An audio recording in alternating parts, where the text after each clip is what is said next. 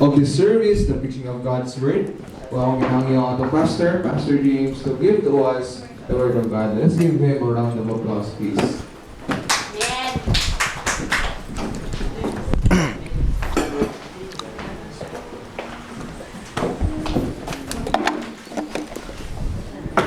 Hey. Amen. Thank you for that, Brother Fairlo. Sa walay langan mga kaigsunan, and we will have I think it will be a short message karon nga kahaponon, but as the Lord leads.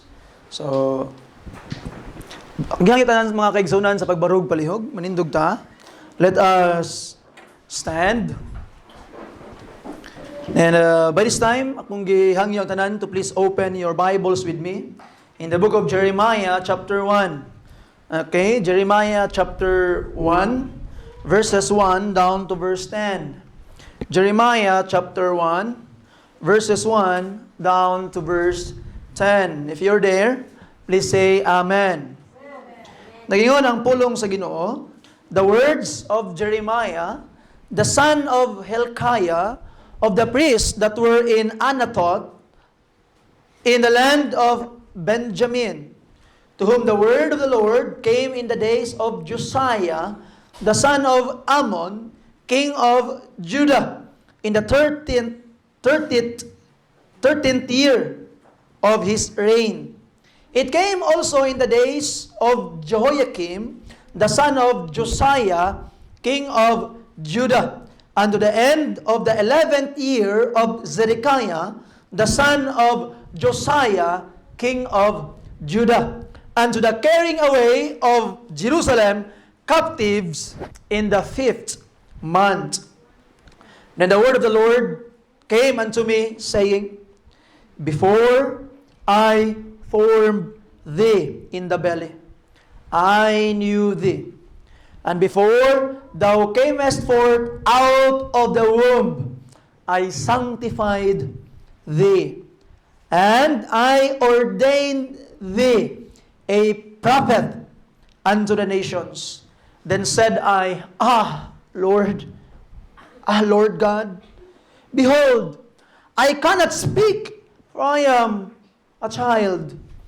But the Lord said unto me, Say not, I am a child, for thou shalt go to all that I shall send thee, and whatsoever I command thee, thou shalt speak. Be not afraid of their faces, for I am with thee to deliver thee, saith the Lord. Then the Lord put forth his hand and touched my mouth, and the Lord said unto me, Behold, I have put my words in thy mouth. See, I have this day set thee over the nations, and over the kings, or over the kingdoms, to root out, to pull down, and to destroy, and to throw down, to build, and to plant. Let's pray. Father in heaven, thank you, Ginoo, sa imong gihatag nga panalangin. Thank you, Lord, for allowing us to continually study your word, even in this afternoon. I pray that you would bless, open our hearts, minds, that we will see wonderful things from your word. Ikaw na'y magigo ka na mo, Amahan, pasailua kami sa mong mga sala. Liguna kami, Ginoo, kay nasayod ka, wa mi mabuhat kung wala ikaw. Thank you for the way you will bless, and the way you will empower your servant. Bless your people. In Jesus' name, Amen. Palihog mang lingkod ang tanan. How did Jeremiah survive in his ministry? How did Jeremiah survive in his ministry? Jeremiah, mga kaigsunan, was a prophet known to be a crying prophet. Kay sa iyang pagwali, mga kaigsunan, atong makitaan nga grabe kaayo kadaghan nga mga kasakit ang iyang naagian. His ministry was in the duration of 45 years. 45 anyo siya nga 45 years ang iyang pagpangalagad sa Ginoo. And nagsugod siya sa iyang pag-serve sa Ginoo when he was on his late teens. Nasa mga 17, 18, or 19 ang iyang edad sa diha nga nag-start siya sa pagwali sa pulong sa Ginoo, sa diha nga gisugo siya sa Dios nga magwali mga kaigsuonan. And in his ministry, grabe kayo ang iyang mga kasakit nga mga giagian. A lot of people tried to kill him. The word of God nga iyang gipangsulat, gipanggisi o gipangsunog sa mga king, mga kaigsuonan. And ato makitaan, people have tried to kill him, gilabay siya sa septic tank. You see? And throughout his ministry, mga kaigsuonan, duha lang yun, katawo ang makaingon ka nga naminaw yun sa iya. It was Baruch and Ebed-Melech. Baruch is his scribe, or was his scribe, and Ebed-Melech was Ethiopian eunuch who served the king. No, ato makita, nga grabe ang kasakit even on family of Jeremiah. Yang kaugalingong family, mga kaigsuonan, even one time plots to do something bad against him, mga kaigsuonan.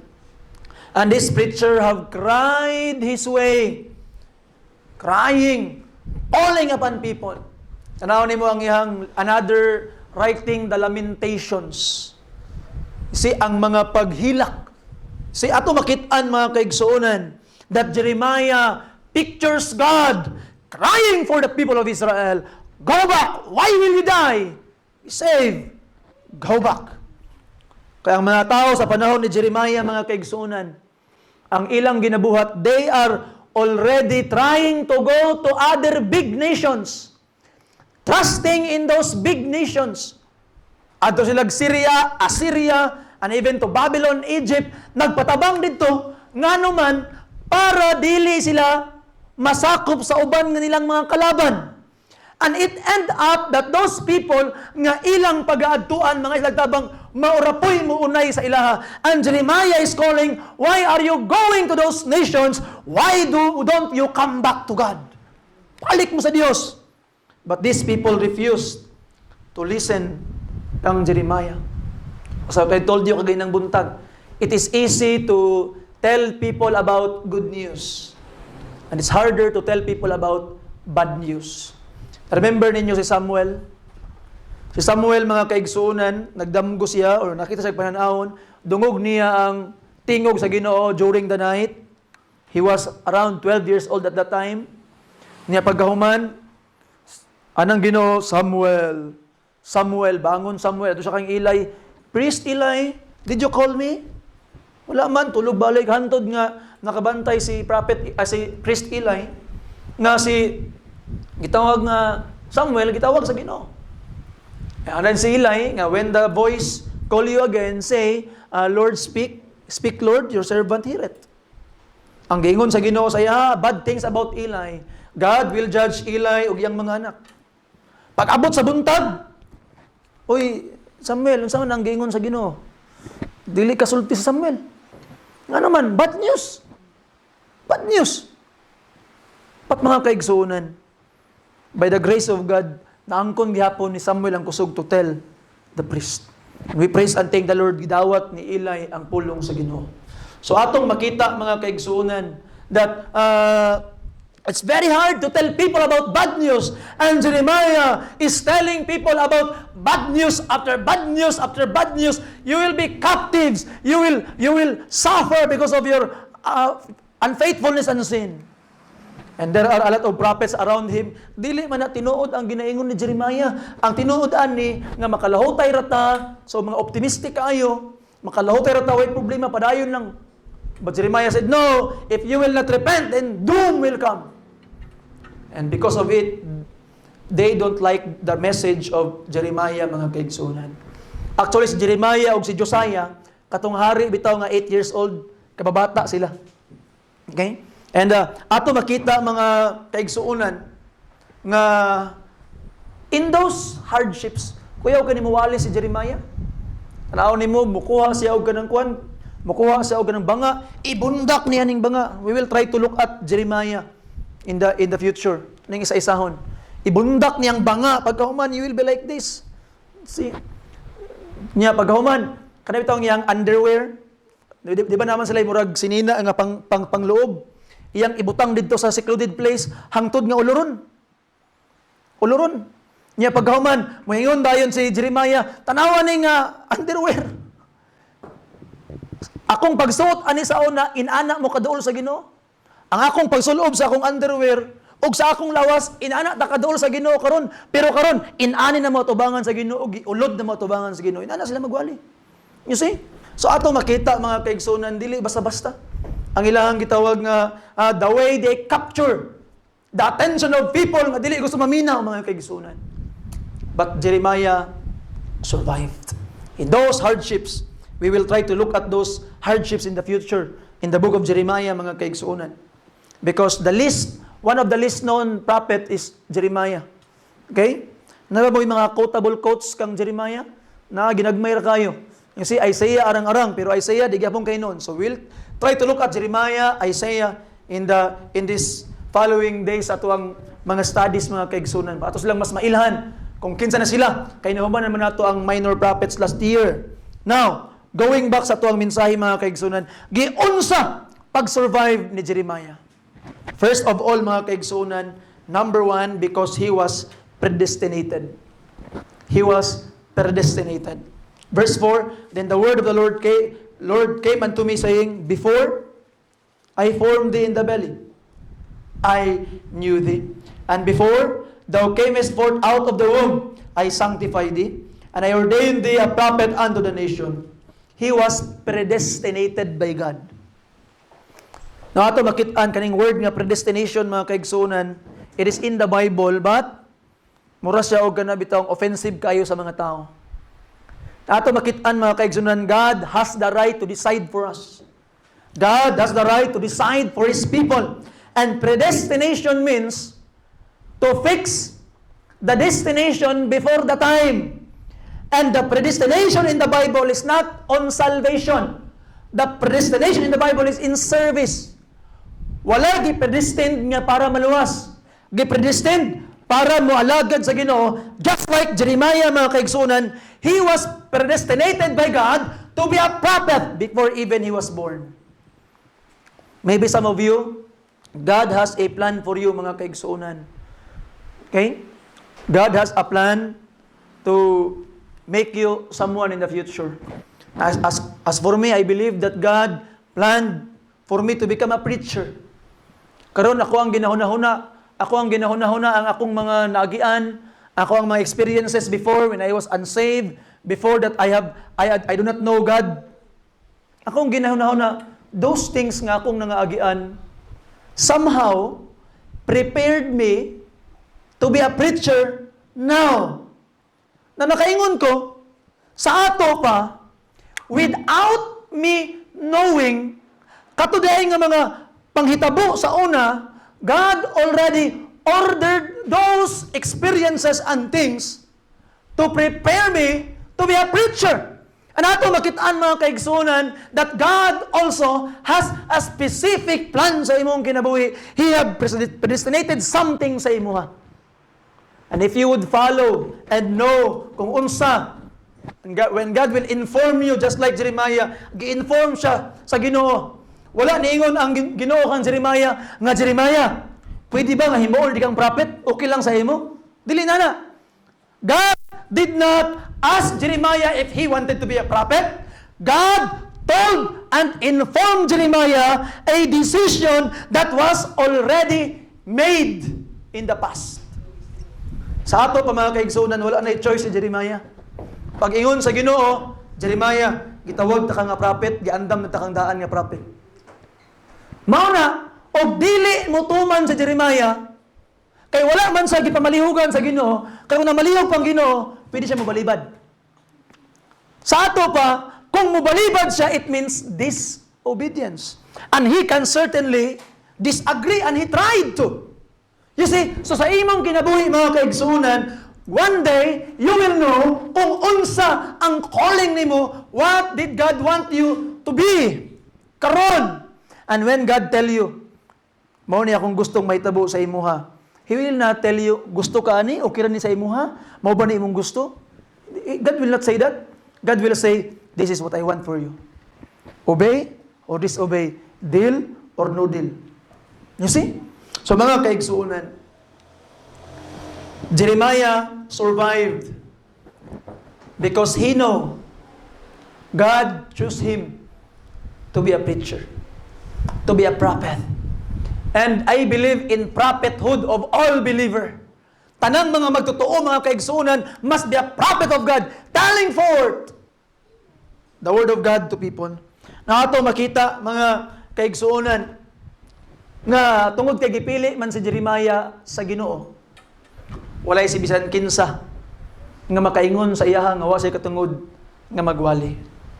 You see, just like God pananglitan in your job, ang imuha yung boss mismo ang ni-promote sa imuha in certain job, bisan pagkinsa pa na mo balibad. Wala na makabalibad kay ang pinaka-boss na ang nag-ingon nga mao na ang imong promotion. So atong makita mga kaigsuonan, when God predestinated Jeremiah to be a prophet, nobody else could question sa iyang trabaho because God called him to be a preacher, mga kaigsuonan. That's why a pastor must know that he is called. Daghang mga pastor karon nagitawag lang sa ginikanan. Ang papa pastor nak, kung gitawag nga dili ka magpastor, wala na tay kapuy-an. Kay kaning simbahan, dili man ni ato ang property. So kinahanglan gyud magpastor para di ta makahawa dili kay wa tay balay. Ang nahitabo, ang anak napugos magpastor para lang nay mapuy-an. Walay calling gitawag sa papa, delikado. You see? Mo bitaw nang gayon ni sabot-sabot mi ni Ma'am Karen, nga karon pa lang daan ga magtigom-tigom na ta. Kay ngano man para one day mintas bata-bata patataas-taas patag-agi, makatukod-tukod patag mansyon ani. Kay taas-taas man ang tigom. You see? So ato makita mga kaigsuunan, magtigom-tigom na ta ngano man para one day ang atong mga anak, they can follow their calling. Dili sila mabalakag ata mamuyo. Daw may paano mamuyo kung munda na kagpastor pa. Magpastor na lang ka para naragyan mo. Hindi pwede. You see? So ato makita mga kaigsuunan that some people are called by people. Some people are preaching. Why? Because murag nindot man na mahimong preacher. Higala igsoon, it is a calling. It is a calling. It's not a job. It is a passion, mga kaigsuunan. Niyo ato makitaan, tanawon nimo, before I formed thee in the belly. Wow. Isn't it amazing, mga kaigsunan, that God took the trouble in planning your life? Giplano sa Ginoo imong kinabuhi. Di ba? Kinsa man ta para planuhon sa Ginoo atong kinabuhi? Magpakasalta na yung mga organizer o coordinator, usahay, masipyat pa na sila. Pero ang organizer o coordinator sa imong kinabuhi, ang Diyos mismo, all you need to do is to follow the plan. Be in His will. You see? Na ito makita, before I formed in the belly, I what? Knew thee. Kaning knew thee dire, it is an intimate relationship. It is just like giingon sa pulong sa Ginoo that and Abraham knew Sarah her wife and they bare a son. Si Adam knew Eve his wife and they bare a son. Kaning new there is the same atong new mga kaigsunan. So meaning the Bible is saying that before Jeremiah is even in the belly of her mother, God already has an intimate relationship with him. You see? He is already important. And before thou comest forth out of the womb, pakanigawas, I sanctified thee. What does it mean to sanctified? I set you aside. I already planned kung unsang may tabo sa imuha mga kaigsuunan. So God ordered our life, the life of Jeremiah. He was ordained to be a prophet and ordained a prophet unto the nations. So mga kaigsuunan, isn't it amazing? Kung unsa man ang imong calling, it means that no one can question kung diha ba ka o dili nga naman. Because when God calls you to do something, just do it. No one can question you, mga kaigsuunan. That is your calling. So Jeremiah survived. Why? he was called, predestinated by God. Pero Jeremiah, ni action masag balibad.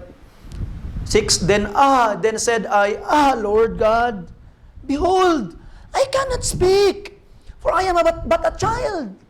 Lord, saan ako pag-istorya? Bata man ko, Lord. Saan ako na pagbuhat, Ginoo? Saan ako na pagsulti sila sa imong pulong? Bata pa ko, Lord. Duha ka butang. Number 1, pwede nga si Jeremiah na hadlok.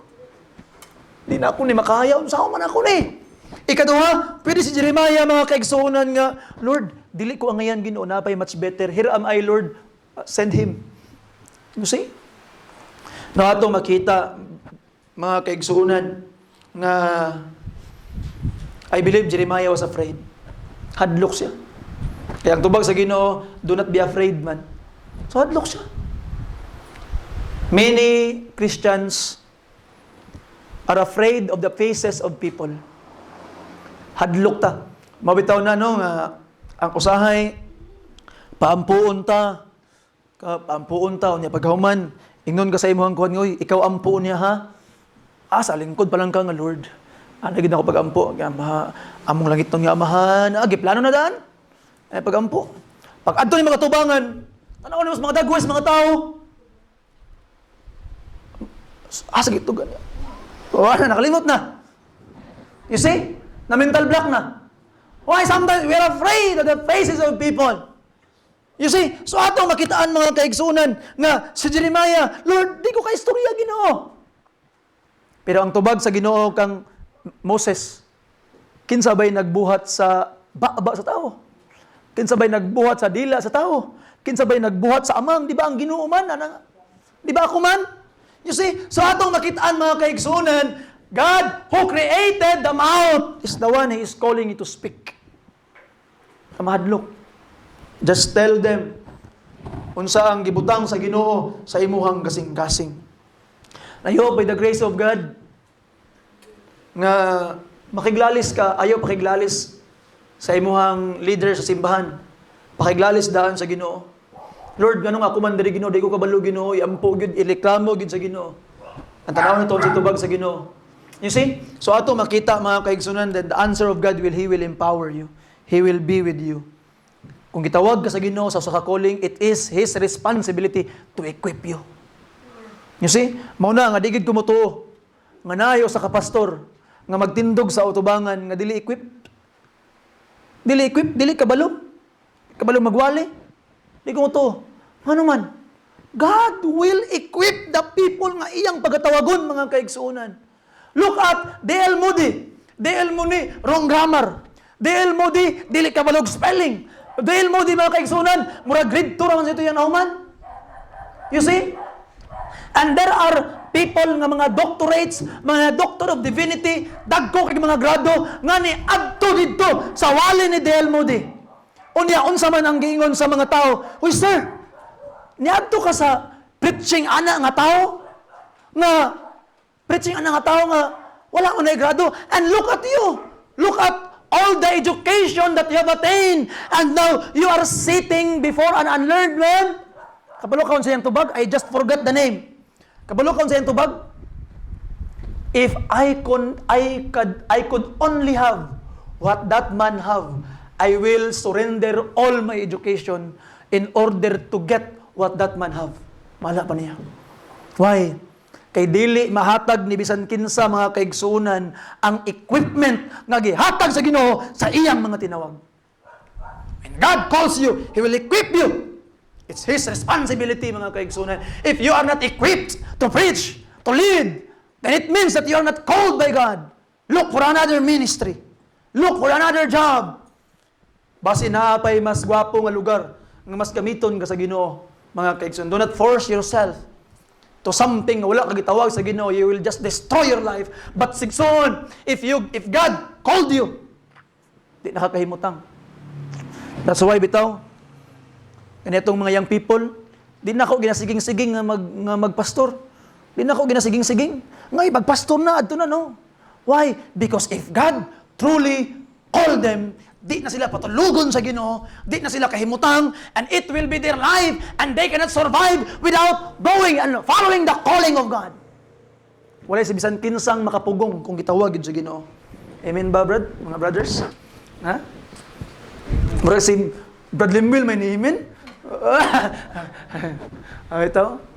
You know, I really dreamed one day that I could sit before sa atong mga young people and learn from them. You see? Kay I am not competing with them. Problema manggod sa daghang mga katawhan karon is they are competing with their followers. Hadlok sila maapsan nga mas mamayo pa ilang followers sa ilaha. That's my dream. Ako yung gidamgo by the grace of God nga one day nga si Brother Fairlow, Brother Lawrence, silang Brother Limuel, silang Alexis, Alexander, apila si James, apila si Big Boy, si Francis, kani sila mahimong mga preachers that I will sit down and listen to them. You see? Na ato makita mga kaigsunan. Mag-una daw si Lawrence ug si Fairlow. Ito. So ato makita mga kaigsunan, no? That's my dream. You see? Dili ko mahadlok bitaw ka na bitong. Mahadlok bitaw nga wa na. Ang imuhang gitawag nga gitudluan mas may na nimo. No. It's my dream. Gracias Ginoo that they could be better people and better preachers. Even though di man galing sila magpastor pero magpreacher sila. You don't need to be a pastor to be a preacher. You see? So atong makita mga kaigsuonan, by the grace of God, we will build them up. Build them up. You see? Delikado lang si Ma'am Lani kasi magpastura ni. Ha? Ma'am Lani? Pastora! Halak na! Wala gid. Kinsay ulitaw nga balo nga pastor karon. Patay. Mag-inquire ko karong conference. Ha? Oh. Patay. Wala na, Brad. Delikado ni. Nawala na ako sa kong walid. Okay? So, ato makita mga kaigsunan and by the grace of God, we will follow the will of God sa itong mga ginabuhi. Ingon pa ang tubag sa Ginoo, but the Lord said unto me, say not, I am a child, for thou shalt go to all that I shall send thee, and whatsoever I command thee, thou shalt speak. So meaning mga kaigsuonan, di lang kay predestinate siya, nakasurvive po sa Jeremiah, because all his message is from the Lord. Kung unsa akong isulti sa imuha, maoy imong iwali. You know, one of the greatest struggle of preachers is ang paghimog mensahe. Paghimog mensahe. Sa bago pa ko nagpastor, there is Kidapawan, I was very, very excited. I have full of notebooks, full of outlines, and I could preach from it. I could reuse those messages. After 3 months, every message I have nahurot. And I was burnt out, praying, Lord, unsa akong iwali Ginoo sa mga katawhan. And ang pinakagrabe is the waiting time. Kay dili man ka pwede mo ingon nga, mao na akong gusto iwali.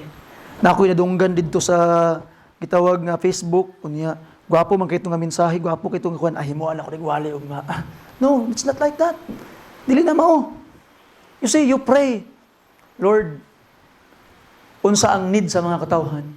What are the things that they need to know and to hear? And Lord, ipakita na sa ako ang need Ginoong Dios. Nya pagkahuman, give me words unsaon pagsulti sa ilaha. Because sometimes it is easy to hear from God, but it's very, very hard to tell the people what the Lord told you. Very, very hard. You see? So atong gitawag makita mga kaigsunan, the waiting time, Lord, unsa gyud Ginoo? Unsa gyud Ginoo? Unsa gyud Ginoo? How can I build the people through these messages? Kay kung inaana lang, kun kayo. Waiting. But ato makita nakalahutay si Jeremiah because his message was from God. Okay? So I hope, no, Namanggoy mga tao nga they will speak for the sake of speaking. But we must speak because we have something to say. Kaya wala kay ayaw nga ika-istorya, then keep your mouth shut.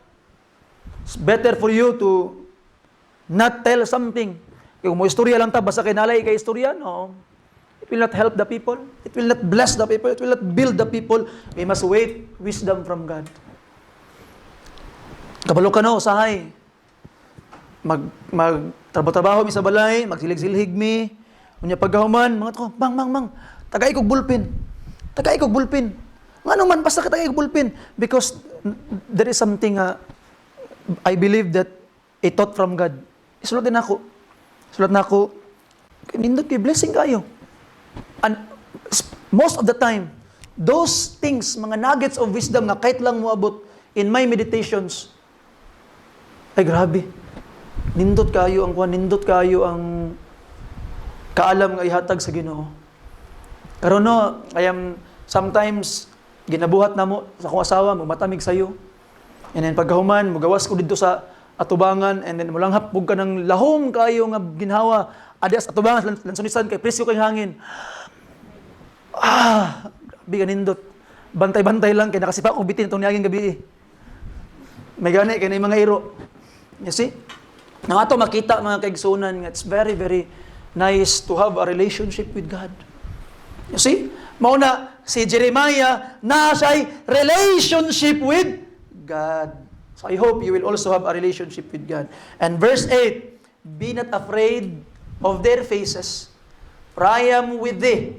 To what? Deliver thee, saith the Lord. So number 3 mga kaigsunan, di lang kay gipredestinate siya sa Ginoo, di lang kay ang messages from God. Number 3 mga kaigsunan, God promised to protect him. When you are protected by God, then no one can go against you. One plus God is always a majority, mga kaigsunan. Tanaw ni verse 17, thou therefore gird up thy loins, and arise, and speak unto them all that I command thee. Be not dismayed at their faces, lest I what? Kuyahuan, no? Mabitaw na kami nga mga pastor, di gid mi dapat mahadlok sa mga tao. See? Kulba ba ya? Pero ang yun ang Ginoo, don't be afraid of their faces, lest I compound thee before them. See? Ato makita nga we need to really preach our hearts out. Atong bago lang, gi-invite ko ni Ma'am Crizel sa ilang school to preach ilang family day. And dito na yung mga politicians, kapitan bitaw diha sa pangalan sa kapitan sa inyo, ma'am? No, mo na to. Niya pagkahuman, dito na siya dito. And the second speaker after me is siya. Tuwali ko sa pulong sa Ginoo. Try to preach my heart out, teaching the people kung unsa gigigon sa Biblia. Pagkahuman, ihang part, wala gyud taon sa sige sa atubang sa ko, Pastor Noy, nani, kami na ganoon ka istorya doha. Kami na ka istorya doha. Kaya yang mensahe, ako na iyang kinaistoryahan. You see? Why? Dili ko pwede ma-confound before anybody. Because kung ma-confound ko before anybody, I will be afraid before anybody. Then God will confound me before that. So nagsaad na ko ang Ginoo, di ba? Mura bitaw ni mog anak, giubanan na gani ka. Ingon ko nga ubanan ti kahadlok gyapon ka. See? So ato makitaan mga kaigsunan, you are holding the hands of your father. Tanawa ang mga the book of Numbers. Unsa man ang giingon sa mga spies? Ingon sa 10 spies nga dili ta moadto didto nga naman na ang mga Anakims, mga giant, tagaas kaayo, ginapangkaon nila ang mga inhabitants of the land. But mga kaigsunan, the children of Israel forgot that they are sitting in the shoulder of Heavenly Father. They are sitting in the shoulder of their Heavenly Father. And if you are sitting in the shoulder of your Heavenly Father, no giant nga mas taas pa nimo ibabaw sa kalibutan. You're the greatest man. Ikaw ang pinakataas. Ikaw ang pinakadako. Why? Not because you're great, but because you are sitting in the shoulders of your Heavenly Father. Do not be afraid of any giant sa kalibutan. Why? You have a Father na nagakupot kanimo igsoon. We praise and thank the Lord, there were 2 people remain who believe in it. Ang anak ni Jepune, si Caleb, o si Joshua, ang anak sa Madre, son of Nun, Nan. Joke lang. Okay? See? So ato makita mga kaigsuunan. 2 people, si Joshua o si Caleb, sila gid ang nibarog. Kaya na to sila. Kung ang Ginoo nalipay sa tuwa, kaya na to sila. See? So mga kaigsuunan, do not be afraid of anybody. You are sitting in the shoulders of your Heavenly Father, mas taas kaniya. Kaniya to, I can still remember akong lulo. Nadako man ko sa akong mga apuhan. Magsungay gid ko perminti sa akong lulo when I was 3 to 4 years old. Magsungay ko perminti sa akong lulo, magbaklay-baklay may paingon sa bukid. Tanang tao, akong ginadunguan. Kaya ako ang pinakataas, ako ang pinakadako. Di tungod kay taas ko, apan tungod kay nagsungay ko, ibabaw sa akong lulo. Ikaw po digsoon, nagsungay ka, ibabaw sa imong langit nun nga amahan. See? Higala. Verse 19, and they shall fight against thee, but they shall not prevail against thee. For I am with thee, saith the Lord, to deliver thee. God is very honest. Very honest. Wala nagingon ang Ginoo nga, ay kabala ka Jeremiah, pagsunod lang sa ako, wa naging kay problema. Di siya niya no? Dili ba ang saad sa Ginoo, no? Pero ang saad sa Ginoo, ay kabala ka Jeremiah, kung na'y mangaway nimo na kay problema, ubananti ka para makasurvive ka. God did not promise comfortable life.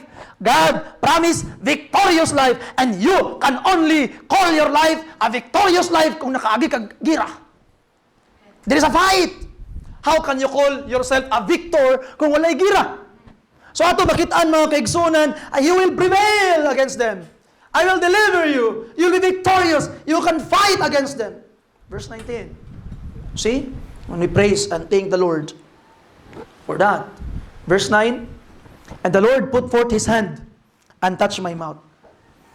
Imagine na good ninyo. Okay? Hali good, Francis.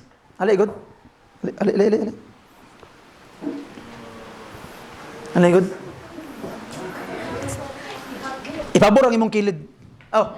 Hali good. Yeah. Tanawa, Jeremiah sa istorya. Istorya daw ka nga, dili lagi ko pa. Dili ko pa. Again. Dili ko pa. Again. Dili ko pa.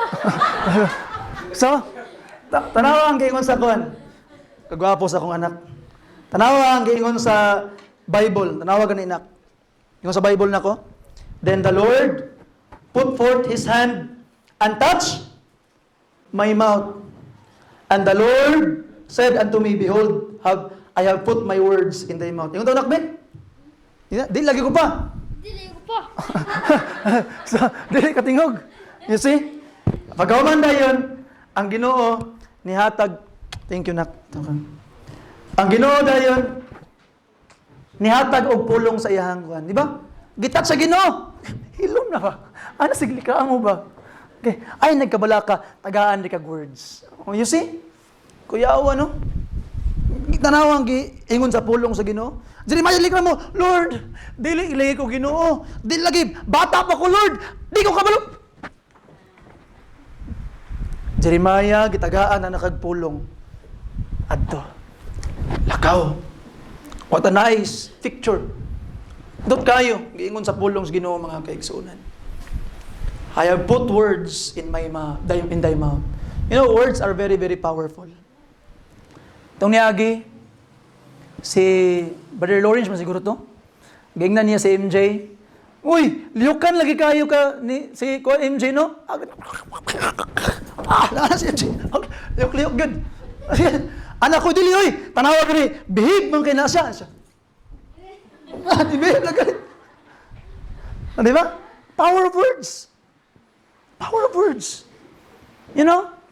Sometimes kung wala tayo kay istoryang tama sa atong mga kunbitaw, mga insulto bitaw ta. Kaya itong istorya bitaw nga, naon sa man ka nga batim kay gagnaong, naon sa man ka nga bugo man kay ka, naon sa man ka nga di makakabalo. You know? Sometimes it will destroy their entire life. Especially kung gikan sa importanteng tao ang pulong. Gikan sa ginikanan, gikan sa pastor, gikan sa teacher. Tama. You see? Gikan sa papa, sa mama. You see? Gikan sa friend. Naunsa man ka nga, di magyug kakabalo, tanawa ko. Gingnan ko ni Mrs. Respeto, kanigid! Yabato kay tingog! Wala ko ganay kanta hangtod-hangtod. Akong lulo, gapo kay tingog. Akong lula, gapo kay tingog. Akong mga uyuan, may kay mo gitara, gapo mga tingog. Ako ra gyud nalahi, ngano ka, tagod siguro sa iya. You see? Good day mahimo. So if you cannot say something, don't, ay na lang. Dili murag makatabang sa illustration ang kaning mga real bitaw sa Facebook. Nakoy nadunggan nga usa ka study. Ito sa study. Nadunggan na pud nako. There was an interview experiment mga gwapa kay nga mga babae. They were women who are very very confident. Smart women. And in this experiment, ang gibuhat nila, gibutangan nila og pali. Ilang gimik-upan ba? Nga namrag na ay pali ang naong sa babae. Beautiful women, pero na ay pali. Samad. Unya, kanang samad bitaw nga, tawag na sa scar. Okay, scar, Brad. Nice scar. Okay? So, naman tayo mga Amerikano, diri ay. Okay, peklat. Okay? So, now, naitabo mga kaigsuunan, inana. And then, ilang yung pagpanamin niya,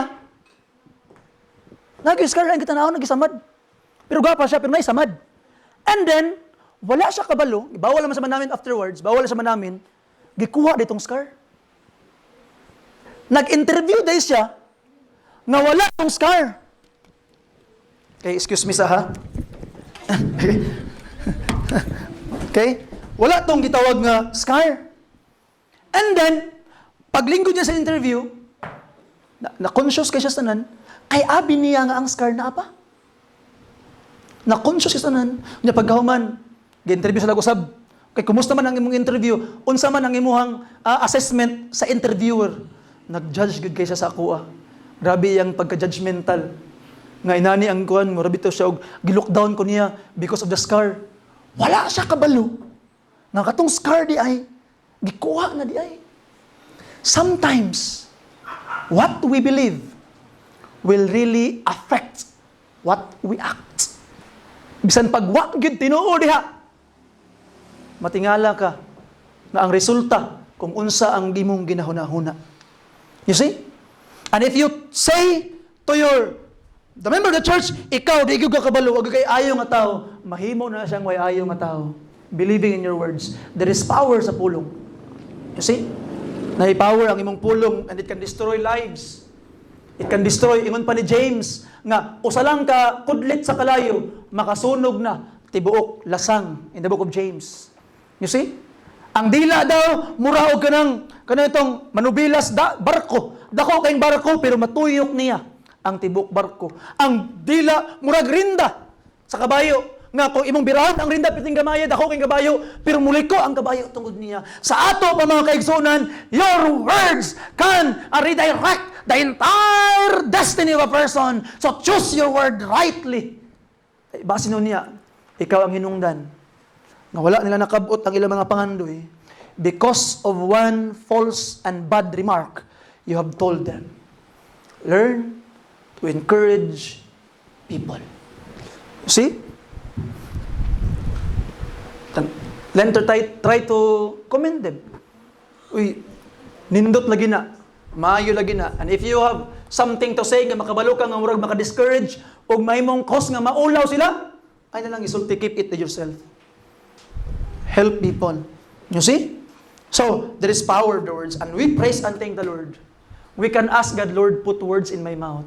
Tell me what to say. Last verse. See, I have this day set thee over the nations, over the kingdoms. Ano to what? Yung mga Bible please, verse 10. To root out and to pull down and to destroy and to throw down. Pila ka buok ang destructive? Upat. And to build and to plant. Pila ka buok ang constructive? Duha.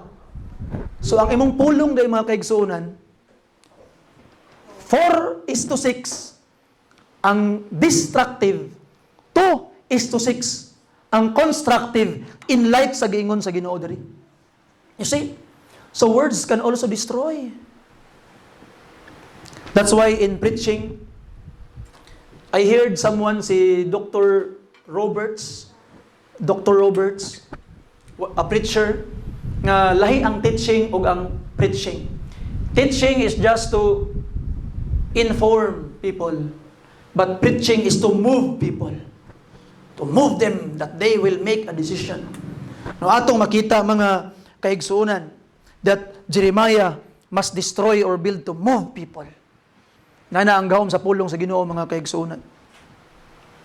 So atong gitawag makita, there is power sa words. Your words can pull down, can destroy, but it can also build. Kabantay ka ng mag-garden ka. Ang mag-garden ka, labi kanabitong pagsugod yun, putlo ni mong mga kahoy, karito ni mong mga sagbot, sunugon to ni mo ang field para makatanom ka og nindot. Sometimes mo na ang gusto buhaton sa Ginoo sa kinabuhi, kwaon niya ang mga dilimayo, pangputlo niya ang mga ang dautan para makatanom siya ug mas maayo. And ato makita mga kaigsuonan, Jeremiah survived because God was with him. So igsoon, that was the prophet Jeremiah. And the prophet Jeremiah is God's example for us because you can be God's modern Jeremiah. God predestinated you to do something. God promised to empower you and give words sa imong mga baba. God promised to deliver you and He will be with you asa man ka madulong igsoon. So unsa man imong angay buhaton karon? Ayaw na pagistorya, ay di lagi ko Ginoo. Pahiluman ka sa Ginoo. Ano man, when God called you to do something, He will equip you. So I hope karon i-pray nimo, Lord, unsa akong calling? Unsa ako ang gusto, unsa imong gusto nga akong buhaton Ginoo? Show me, Lord.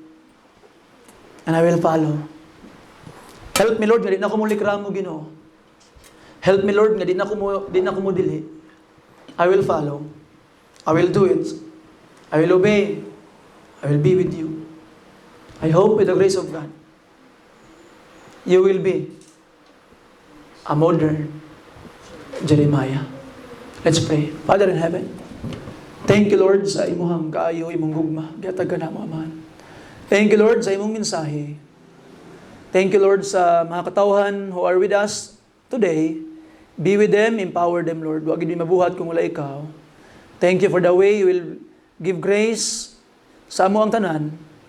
Liguna ko Ginoong Dios imong alagad, imong mga katawhan liguna, para kami mas magamit alang sa imong kahimayan just like Jeremiah. Put your words in our mouths. Be with us and bless us. In Jesus' precious name, gipangayo na mong tanan. Amen. You can look for a place. If you need to talk to God, istoryahan Ginoo igsoon. Ask God to make you a modern Jeremiah.